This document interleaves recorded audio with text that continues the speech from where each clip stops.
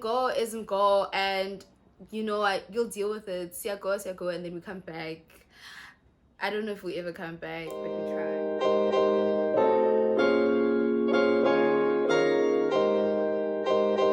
Hi guys, welcome back to my channel. Thank you so much for tuning in yet again, and thank you so much for engaging with my content, whether it be here or in my DMs. I really do appreciate it. If it is your first time tuning in, please do try and check out my other videos as well and decide whether you like them or not, and do not forget to click that subscribe button over there. The reason why we haven't had a sit down in so long is because wow, it is so goey. Life is so goey. Anyway, today we're going to talk about my moving woes. For those of you who do not know, I recently moved to South Korea. Moved to South Korea in November 2019, and yeah, there are some things that I went through in the beginning, like those moving rough patches. I'm a very sobona pambili person, which is terrible when you're leaving an entire country to a country you have no clue about. So that's what happened to me, and these are just some of the things that dealt with me. I think also, as much as lack of preparation can really make your life dismal, some of the things that happened to me were really just life coming at me sideways. And I think that's what life does to me a lot of the time. I feel like life is really just coming for me. I don't like that. It needs to get together. So the main event was me resetting my phone. So I have an iPhone 6s. It's a 16 gigabyte. So you know, with a 16 gigabyte phone, you will constantly be deleting. You will delete until there's nothing else to delete. And also iOS has this thing where they take up storage space with the system.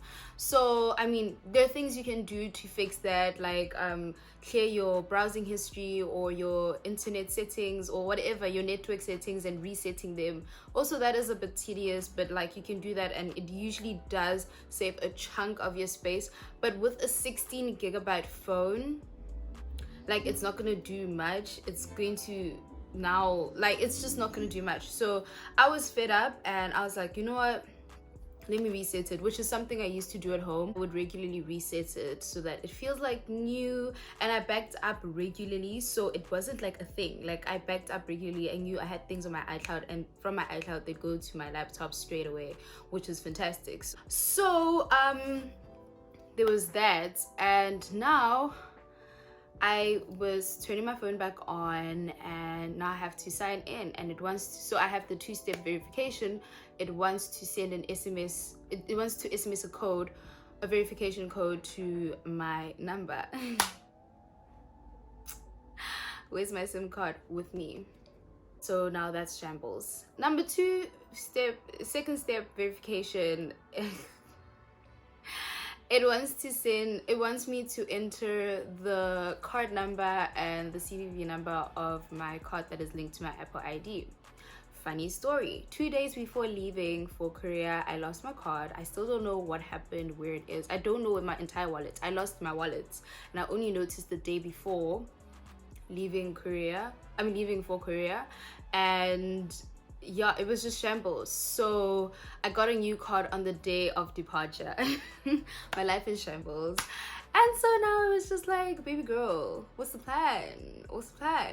So I know my card number. I know my card number, and I know my CVV number, but now the card is blocked. So like, it's shambles. So both verifications aren't going to work for me. Now I don't have an Apple ID. So without an Apple ID, you can't get your applications. I need you guys to remember this. This is important.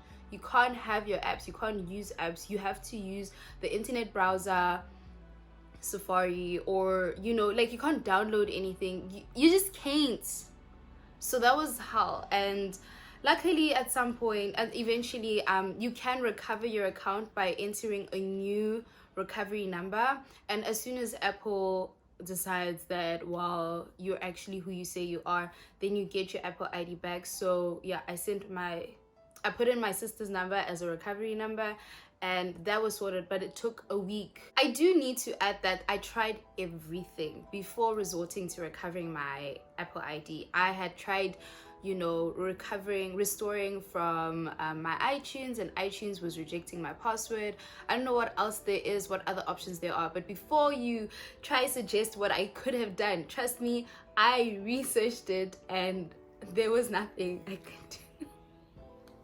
I laugh now, but I can't begin to tell you hey, how then people want to talk to you, they want to catch up, everyone's asking for things, everyone's asking how you like. This is all happening my second weekend. So I got to Korea on a Thursday, and so that next weekend learn from my mistakes, don't do the same. I felt like I was using a TDD on an iPhone, a TDD, because I can't do much. Like, if you have used web browsers on a phone to access social media, you know how much of a nightmare that was. Anyway, our next thing is my laptop charger.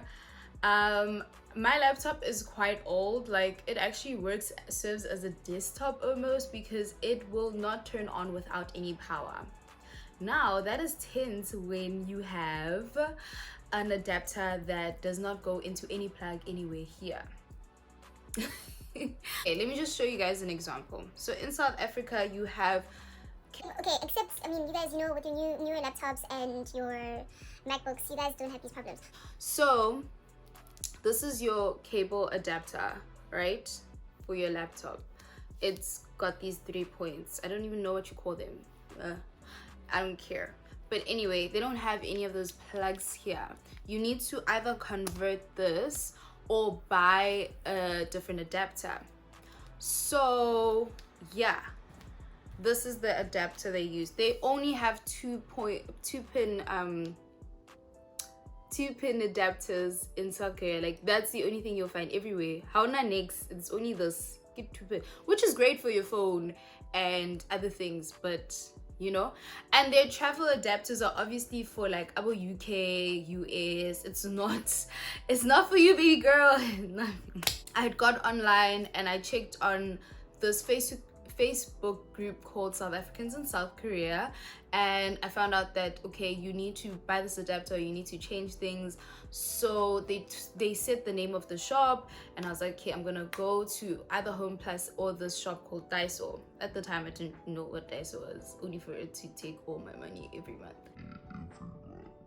Anyway, so when I got to Home Plus, they only had the American version of the adapter, and then when I got to Daiso, I wasn't really looking. I didn't really look, because if I had looked and I had the patience, I would have found. And also when I was asking the cashiers, obviously communication barrier and the likes, so they didn't really catch what I was saying. Even when I was showing them pictures, I don't know what was going on. Guys, I wish I found it that day, because wow. So I end up walking around the whole Sunday looking for this cable, even though the one store that has it, that I found, says they don't have it. So now I was caught in the rain. Ooh. And guys, only to find that this cable that I've been searching high and low for is right in my drawer. I opened the drawer and I saw a hair straightener and whatever, but the previous tenant, the previous occupant of this apartment, was gracious enough to leave me this adapter, and me, I was searching high and low for this adapter. Now I got sick, now I have to go see a doctor and get medication. Like, they literally said in the group, like, buy meds, your girl. No, I don't get sick. And this brings us to our next issue. Money. So I had prepared myself, like, you know, I had the right money, like the amount of money. So everyone kind of advises around 7K. I think that's the general vibe I got, 7 to 10K for your first month, because obviously you're not getting paid until the end of the month. So just like to be grand, you know. I thought 7K was a lot personally. Like, I thought it was like too much. But when you see the price of food, honey, when you see the price of food, you understand why 7K was a safe amount. And also, that's for me. it's for me. I'm saying for me, it felt like a lot for me. And luckily my family friends and my family donated, shout out to them, so I was safe. I was good for the first month. But now here's the issue. Buhle, thinking she's smart, she keeps most of her money in the savings account, and then she transfers per week so that she can control her spending. Okay, so now you can imagine the drama now that I can't access my banking app on my phone to transfer. I try to log onto my bank via the website, and now they're sending a verification to the verification device. What was to come happen? Okay, so when I got my new card, I had inquired about using my card for travel purposes, and they said you can just do it on your app. So the first week I sorted that out. However, before that, when you get to the airport, there is a global ATM, but I think most ATMs actually have a global option. You're just gonna pay very hefty prices, and it's hefty everywhere. So now I withdrew money for the bus that I needed to take to come to my town, and then after realizing actually I might need cash, and because I don't know where the next global ATM is, I withdrew again.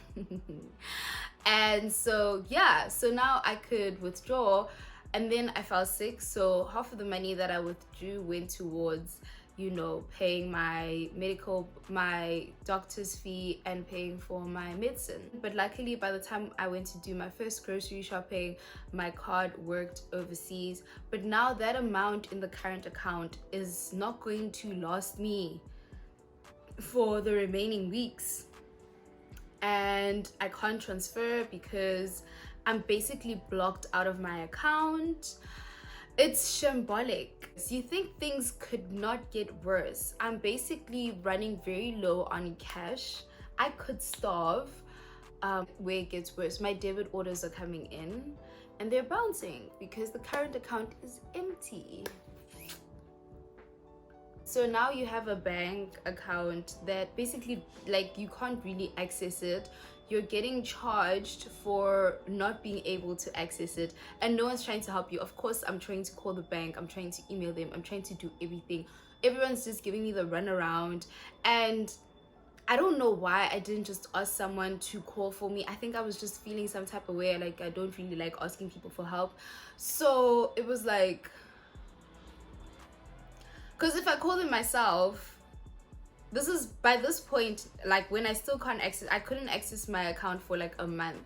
So by this point I have a SIM card, so I can call, but I'm like, no one's trying to pay those hefty international rates. And this is where Skype was the girl who came through for me, because you can make international calls on Skype at a very, very low cost. So I eventually, like end of December, so after goishing at least twice, I don't know how many times, with all this banking stuff, I call the Red Bank and I'm like, yo babes, I'm not getting verification. I keep telling you guys this is the problem. You're sending me the runaround, whatever. Because here's the thing with banks. If you want things done, call. Don't email, don't call. If you want things done. Guys, I went as far as going to like an international, when I still didn't have a cell phone, whatever. I went as far as trying to use a public telephone to make a call, and it was just guys, November, December was a nightmare. Anyway, I eventually kind of sorted that out. I could finally log into my bank account and like make the necessary adjustments. If you are coming to Korea, please just withdraw all the money. Withdraw it. And here's why. You'll think like, oh, but that's too much cash, whatever. Baby girl, it's better than going through havoc. When you withdraw from the ATM itself, it's about 50 rand, and when your bank is also going to charge you, so you charge twice for withdrawing internationally, and that's like 100 rand. So let's not even get into how many times I had to withdraw because of the issue of not being able to swipe my card in the first few days. And then and also like the app was kind of declining my request to set it up for travels. Then what is there? The charges, so the charges for withdrawing, there's also charges for swiping. They're around 5 rand, 6 rand, I think. So every swipe, even when once you've made this convenient for you, you're still going to have charges. And yeah, so just withdraw the cash, my love. If you withdraw the cash in South Africa, you can convert it at the airport, but also you could just make one big withdrawal at the global ATM. Also, another thing I need to mention is that because of lack of preparation and everything, I didn't know what the currency was like. I didn't know what the currency was to the rand. So withdrawing was a nightmare because I was like, I don't know if this is too much or too little. Do I have that much? It was a lot of, am I going to survive?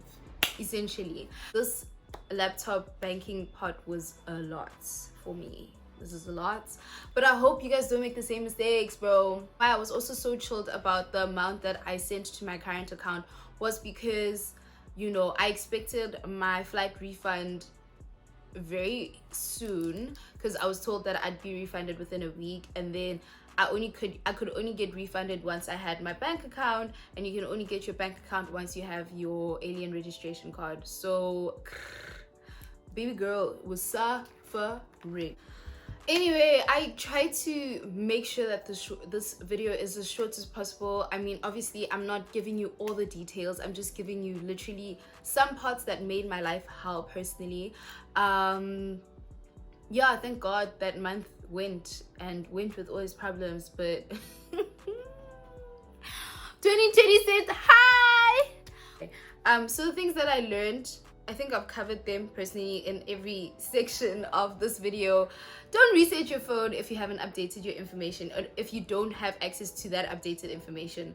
Do not have your card, even if they say you can use your card internationally, rather just withdraw all your money, because we know that one bank and their charges are like hefty. Make sure you have all the right plugs, all the right adapters and stuff for your electronics. Guys, please listen to me. It was a nightmare. Lastly, that Skype actually allows you to make international calls at a very, very low rate. I know I was paying, like, to call a public phone, I paid about 201 per minute. So thank you so much for tuning in. I hope you did enjoy this video, and please do not forget to give it a thumbs up. Comment in the comment section below if you have anything to say, and please do not forget to subscribe. Have a good week. Bye.